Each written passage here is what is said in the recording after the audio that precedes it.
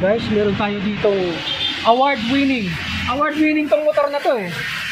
Sa mga motobuild. Ayan o.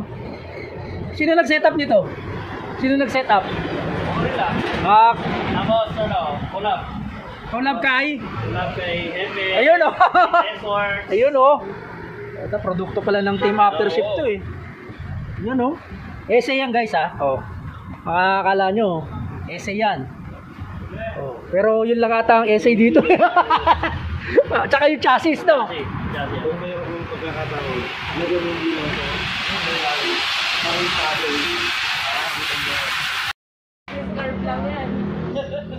Hindi naman ata ginagamit, iba pang show eh.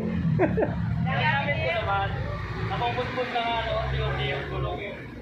Mga 3 taon na no. 4 na taon na. 4 na taon gulong mo.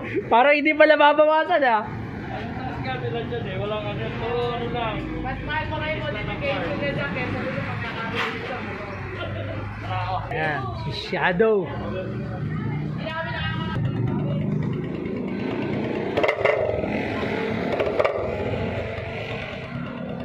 Alagang aftership to. Alright!